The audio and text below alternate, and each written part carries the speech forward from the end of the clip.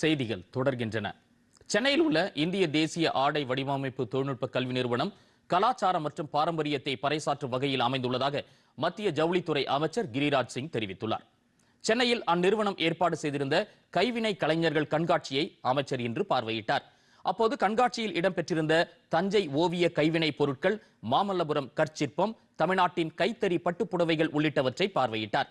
பின்னர் செய்தியாளர்களிடம் பேசிய அமைச்சர், இந்தியாவில் ஜவுளித்துறையின் சந்தை மதிப்பு 2030ஆம் ஆண்டு $350 பில்லியன் இலக்கை அடையும் என நம்பிக்கை தெரிவித்தார். ஜவுளி ஏற்றுமதியும் தொடர்ந்து அதிகரித்து வருவதாகவும் இதன் மூலம் நெசவாளர்களின் வருமானம் உயரும் எனவும் அமைச்சர் குறிப்பிட்டார்.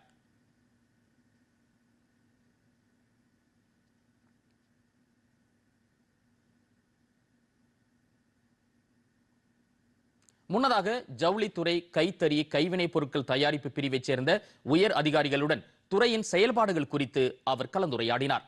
சென்னை சேப்பாக்கத்தில் நடைபெற்ற இந்த ஆய்வின் போது தமிழக தொழில் ஊக்குவிப்பு மற்றும் முதலீட்டுத்துறை அமைச்சர் TRB ராஜா, ஜவுளித்துறை இயக்குனர் லலிதா மற்றும் ஏற்றுமதி அபிவிருத்தி கவுன்சில் நிர்வாகிகளும் கலந்து கொண்டனர். கூட்டத்தில் பேசிய அமைச்சர் கிரிராஜ் சிங், மத்திய அரசின் ஜவுளித்துறை திட்டங்கள் தமிழ்நாட்டில் சிறப்பாக செயல்படுத்தப்படுவதாக கூறினார்.